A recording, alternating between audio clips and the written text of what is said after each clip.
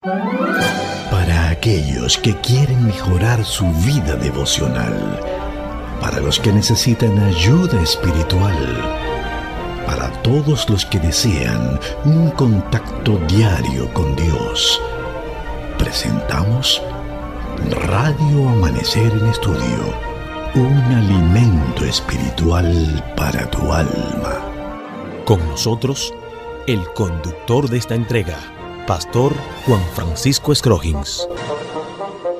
Gracias, amigo, por acompañarnos. Sean bienvenidos a esta entrega de Radio Amanecer en Estudio. Es una gran bendición estar con ustedes llegando a la fase final de esta importantísima lección que hemos estudiado durante toda la semana. Esta ha sido la lección número 9, el pecado, el evangelio y la ley, cuyo pasaje de la Biblia tuvimos el honor y el privilegio de comentarlo en el libro de los Salmos, Salmo 119, los versículos 93 y 94. Jamás olvidaré tus mandamientos, porque con ellos me has vivificado. Tuyo soy, sálvame, porque he buscado tus mandamientos. Señores, de verdad, muchísimas gracias por acompañarnos en esta hora. Y le hacemos una invitación de inmediato para que traiga su Biblia, su guía de estudio. Bajo la conducción del Espíritu Santo estaremos haciendo esta parte final de la lección número 9 estudiada durante la semana. Aquí en cabina, como cada día, agradecemos a Dios por la grata presencia de nuestro gran hermano y amigo, el doctor Cristian Veras, quien está con nosotros en los comentarios a estas lecciones. Pastor Veras, muchas bendiciones. Amén, pastor, gracias. Feliz día. ¿Cómo estás? Gracias, muy bien, gracias a Dios. Amén. Qué bendición en este día, pastor, poder contar con la sintonía de nuestros oyentes, ¿no? Tantas personas que reportan sintonía con Radio Amanecer en Estudio, y quisiera saludar en este momento a Sonia Domínguez, a su hija Eli, a Aridio Guzmán, a Arelis Tello, también a Francis. Un saludo fraternal para ustedes, que Dios les bendiga y gracias por su sintonía. Vamos a orar. En este momento, Padre Santo, nos ponemos en tus manos para que conforme a tu soberana y divina voluntad, tú puedas obrar en las vidas tanto de nuestros oyentes como las nuestras. Bendícenos, Señor, y permite que tu Espíritu Santo nos pueda usar de manera especial en este día en el estudio de tu palabra. Es por Jesús que oramos. Amén. Amén. Cuando nosotros estudiamos acerca de la ley de Dios, de hecho esta semana la hemos tocado de manera muy consistente y hemos dicho que a veces uno se sorprende cuando hay tantos conspiradores que dicen ser temerosos de Dios y están diciendo no, la ley no hay que guardarla. Y vemos que se ha elaborado todo un plan y la gente predica acerca de esto, desacreditando uno de los puntos más claros que encontramos en la palabra de Dios, es la vigencia de su santa y bendita ley. De hecho, hay que decir que todo el universo funciona bajo leyes. Todo el cielo funciona bajo ley. Y el hecho de que tantas personas estén diciendo que la ley de Dios no hay que guardarla, eso tiene su argumento, ya que a nadie debe sorprenderle que este tema de la ley de Dios sea tan a menudo tan torcido, tergiversado por muchas personas, interpretando mal lo que Dios dice en su santa palabra, ya que el gran desafío de Satanás, justo contra Dios, giró precisamente en torno a lo que es la ley divina.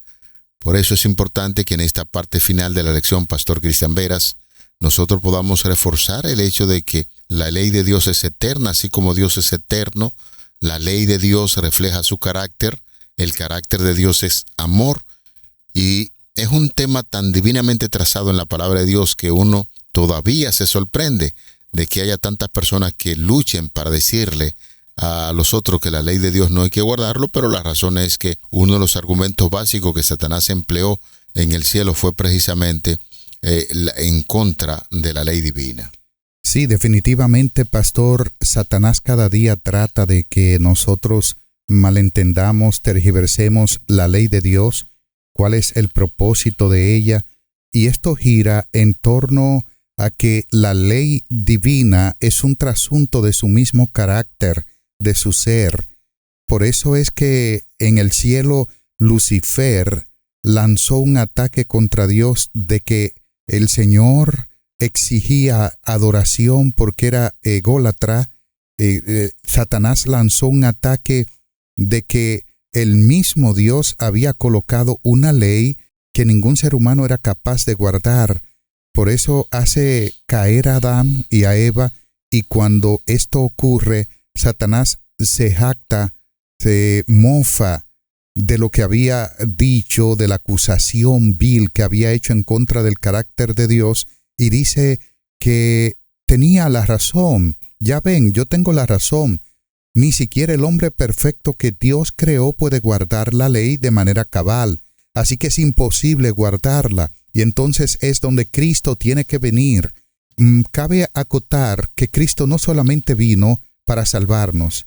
El propósito principal por la venida de Cristo fue vindicar el carácter de Dios ante el universo, porque Satanás lo manchó, pastor.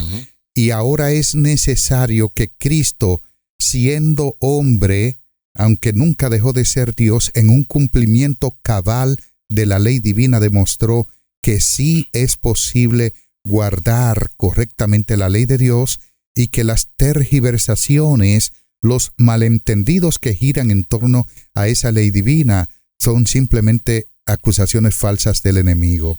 En tiempo de Cristo, mientras estaba desarrollando su ministerio, tuvo muchas confrontaciones porque estos grandes intérpretes de la ley, como eran los escribas y los fariseos, entendían que Jesús estaba quebrantando los mandamientos, especialmente en lo que tenía que ver con esas tradiciones que ellos se habían inventado.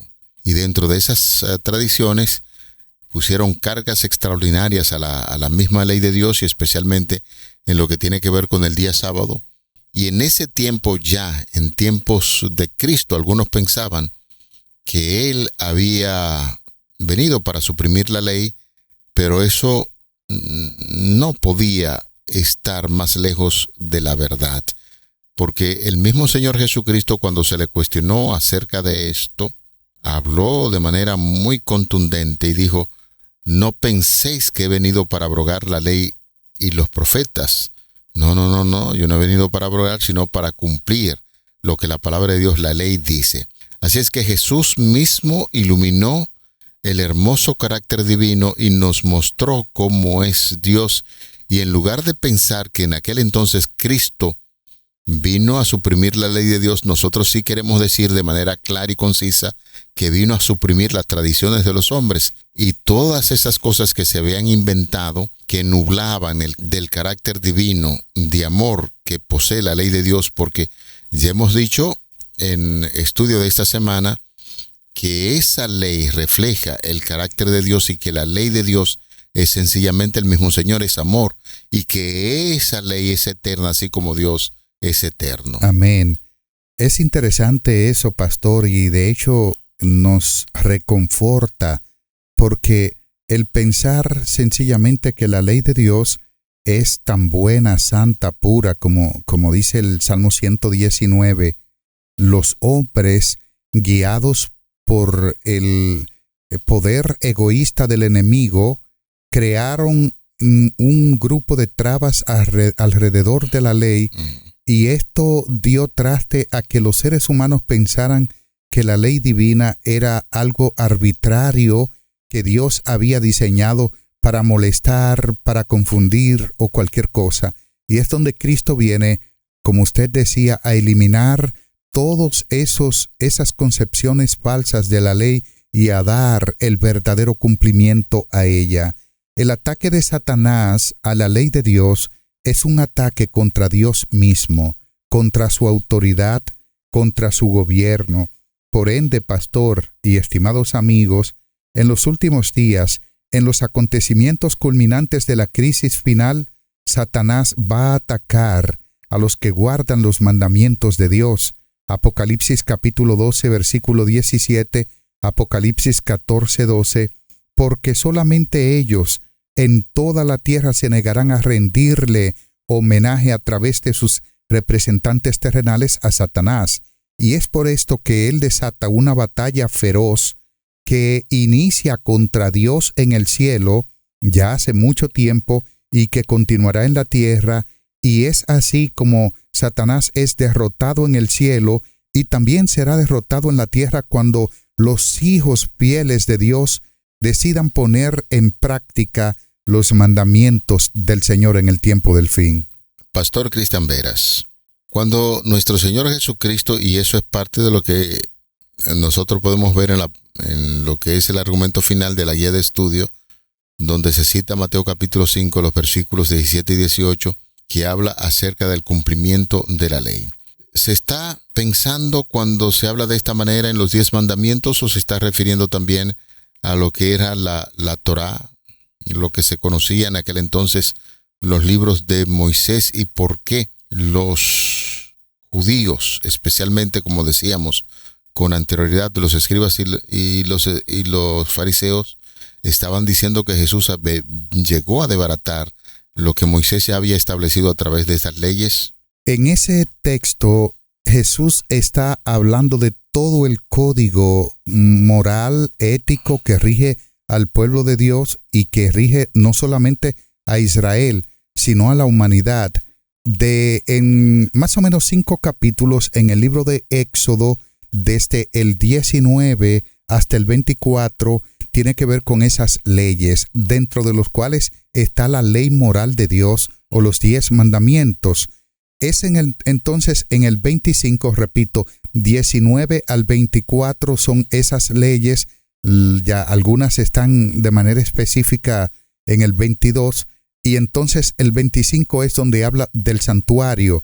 Por eso en el capítulo 19 de Éxodo, cuando dice, Jehová dijo a Moisés todas estas cosas, y Moisés las refirió al pueblo, y el pueblo dijo, todo lo que Jehová ha dicho obedeceremos. Y es entonces cuando el Señor da la ley, capítulo 19, versículos 6 y 7, y entonces es cuando Dios da los mandamientos, porque el pueblo entró en pacto con él, que de manera específica está hablando del conjunto de leyes dada a Israel, donde está la ley moral o los 10 mandamientos. En este caso, en los escribas y los fariseos cabe la preocupación, porque estaban muy enfocados en tradiciones que ellos colocaron encima de esas leyes que tenían que ver con lo civil, lo religioso, todo Así eso. es. Entonces, Jesús, ya lo habíamos dicho, que en el Sermón del Monte, de la montaña, Jesús presentó algo totalmente diferente a esas tradiciones, al punto tal que mandó a los seres humanos a amar incluso a los enemigos. En lugar de destruir el sistema de ley establecido por el mismo Señor a través de Moisés, aquí el Señor Jesucristo lo que aclara es que vino a cumplir, pleró en griego, que significa llenar por completo, y perfeccionar y dar el verdadero significado de lo que se había establecido en la ley. Y esto se puede ver desde 3 maneras. Una obediencia perfecta a la ley de Dios, vivió una vida impecable, no tuvo pecado, guardando cada mandamiento de forma literal y moral. También podemos verlo en el cumplimiento profético, se encarnó todos los tipos, símbolos, sacrificios y profecías mesiánicas descritos en el Antiguo Testamento, y definitivamente hay una correcta interpretación de lo que ya se establecía en la ley. El mismo Sermón de la Montaña, Jesús eleva la aplicación de la ley a lo que es el nivel del corazón, demostrando que el verdadero espíritu del mandamiento va mucho más allá que simple accionar externo, que era como se había enfocado en aquel tiempo los escribas y los fariseos, y con Jesús viene plenamente el cumplimiento profético, la interpretación correcta y la obediencia perfecta a los mandamientos que él mismo ya había entregado a Moisés en aquel entonces. Y en esa ocasión, cuando le entregó a Moisés en el monte Sinaí esa ley divina, esos códigos de leyes divinas donde rigen a la vida del ser humano y de su pueblo, los autores del Nuevo Testamento utilizan para esa palabra diferentes nombres. En el Antiguo Testamento simplemente es nomos, Por eso les decía que cuando usted me hizo la pregunta, que ahí están las leyes desde el capítulo 19 hasta el 24. En el 23, 22, 23 aparecen diferentes tipos de leyes allí, pero eran nomos. Sin embargo, los autores del Nuevo Testamento utilizan la palabra ley de diferentes maneras, como en referencia a la ley moral, los 10 mandamientos, en referencia a la ley ceremonial, que eran los ritos, la circuncisión y todo eso, leyes civiles del gobierno, leyes de salud, como la alimentación, ley del pecado en Romanos capítulo 7, y los escritos de Moisés, cualquier porción de los primeros 5 libros de la Biblia escritos por Moisés, que se le llamaba ley, la Torá, la ley, pero el libro de los Salmos también es llamado ley en el Nuevo Testamento. ¿No habéis leído lo que dicen de mí en la ley, en los Salmos, los profetas? De manera, pastor y estimados amigos, que por eso es que Pablo, cuando habla de ley, usted tiene que estar atento para saber qué tipo de ley él está hablando, a cuál se está refiriendo, porque para un judío, en el tiempo de Cristo, la ley era simplemente el conjunto de leyes, tanto rituales, ceremoniales, como moral. Sin embargo, en el Antiguo Testamento, cuando hablamos de ley, que es nomos, posiblemente se esté refiriendo simplemente al Pentateuco, al libro de Deuteronomio en particular, o a los 10 mandamientos, pero es nomos en su conjunto. Toda la Escritura, su sistema de ley del Antiguo Testamento, señores, veíamos en esta semana que en lugar de cambiar, Cristo lo está estableciendo. Cristo es el cumplimiento de lo que el Antiguo Testamento dice acerca de su persona y no está obsoleto. Nos muestra el carácter santo de Dios y muestra también su propia incapacidad de los seres humanos para salvarnos por méritos propios, apuntando directamente hacia la necesidad de un Salvador.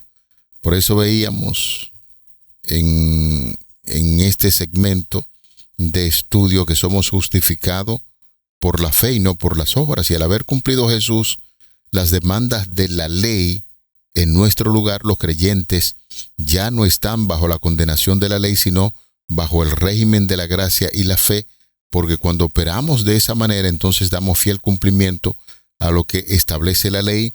Y veíamos también que la obediencia del cristiano ya no se limita simplemente a un código de reglas externas, sino a un cambio interno donde el amor de Dios impulsa a vivir según su voluntad expresada en las Escrituras. Por eso, en los diferentes temas tocados en esta semana, pues estamos hablando de que la ley de Dios permanece para siempre, así como Dios es eterno, su ley es eterna, y sería cometer un grave error estar públicamente enseñando que esa ley ya no hay que guardarla, porque fue la misma política del diablo, como nosotros decíamos al principio, de tratar de presentar a Dios como si fuera un tirano, y entonces fue enfocándose directamente a su ley de amor que establecía para regir a las criaturas de todo el universo y de la atmósfera del cielo donde ellos viven. Al usted hablar, pastor, de que la ley es eterna, ¿me está diciendo que la ley existe antes del pecado? Mucho antes, claro. Usted no puede imaginarse un cielo sin ley. ¿Cuál pecado entonces violaría Lucifer en el cielo? El 10º, ¿no? No codiciarás. Claro. Codició el trono de Dios. Uh-huh. En el libro de Isaías, el capítulo 12, dice que Lucifer dijo: subiré al lado norte del santuario y estableceré mi trono al lado de Dios. O sea, yo seré igual que él. Él lo que quería destronar a Dios, codició el trono de Dios.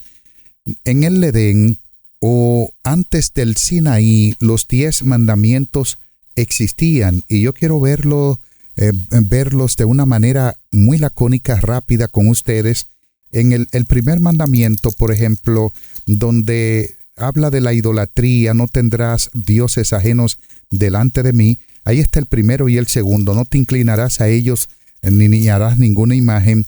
En Génesis 35, capítulo 35, versículos 2 y 3, Jacob le dijo a su familia: levantémonos y subamos a Betel, y haré allí altar al Dios que se me apareció en el día de mi angustia. Ese es el 3. Pero el 2 dice que Jacob le dijo a su familia: limpiaos y mudad vuestros vestidos, quitad los ídolos que hay entre vosotros, quitad los dioses ajenos que hay entre vosotros, y limpiaos y mudad vuestros vestidos. Ahí están los primeros 2 mandamientos. El tercero, pastor, se encuentra en Génesis capítulo 24, versículo 3, cuando Abraham hizo jurar a su siervo Eliezer en el capítulo 24, versículo 3, que no tomaría una esposa para su hijo Isaac de las mujeres cananeas.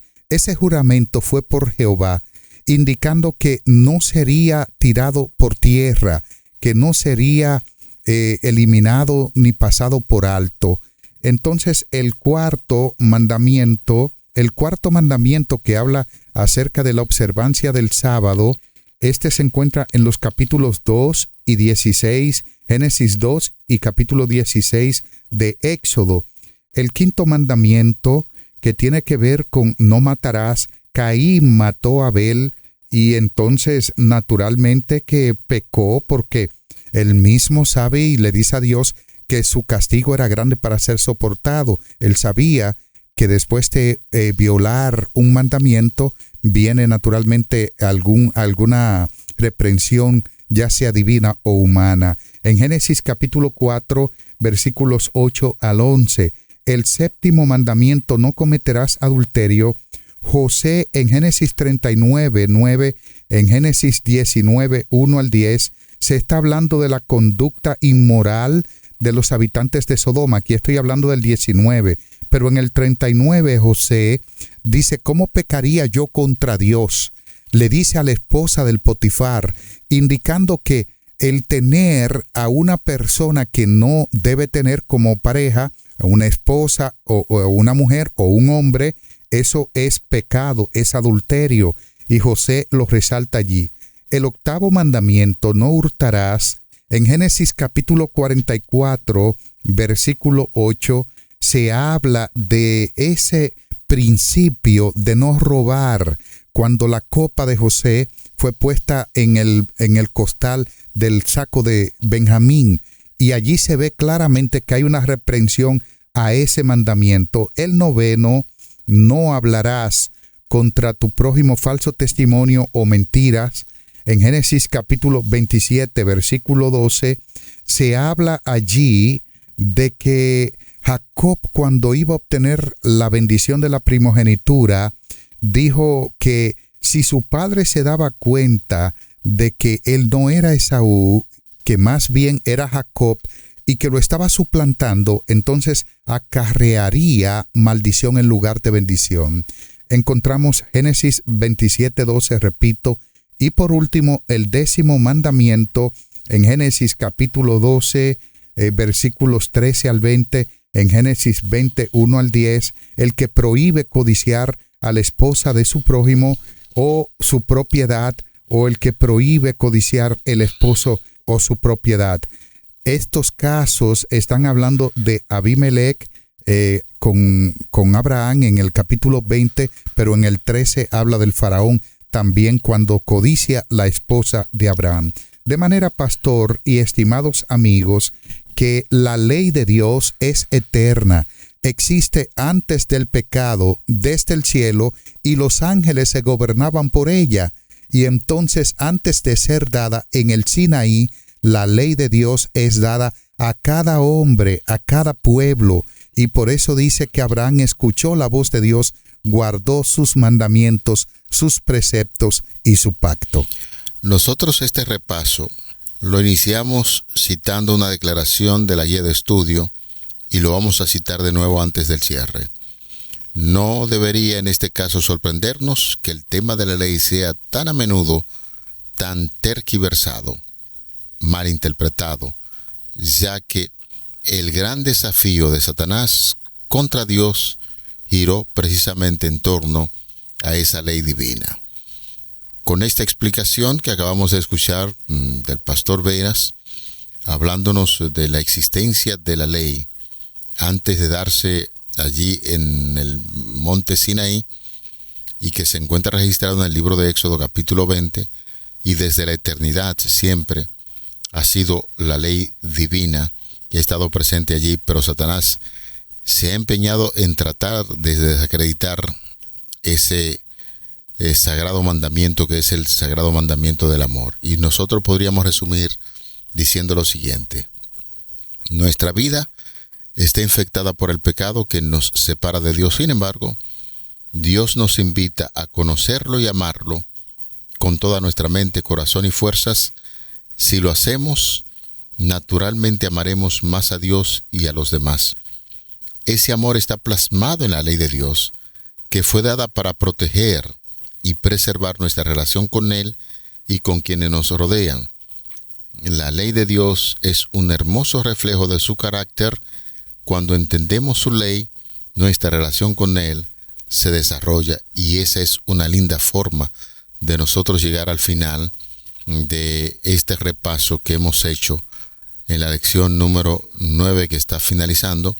Así es que, apreciados hermanos y amigos, ojalá que el estudio de hoy y durante toda la semana haya sido de gran bendición para cada uno de nosotros, y quisiera pedir al pastor Cristian Veras que nos despida en oración.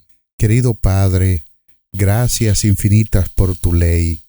Ella nos traza la dirección, el camino, las normas que debemos seguir, y por eso nos permite cada día poder llegar hasta tu presencia para recibir el perdón, la justicia y la gracia de parte tuya. Amén. Muchas gracias. Oramos en el nombre de Jesús. Amén. Amén. Para aquellos que quieren mejorar su vida devocional, para los que necesitan ayuda espiritual, para todos los que desean un contacto diario con Dios, hemos presentado Radio Amanecer en Estudio, un alimento espiritual para tu alma.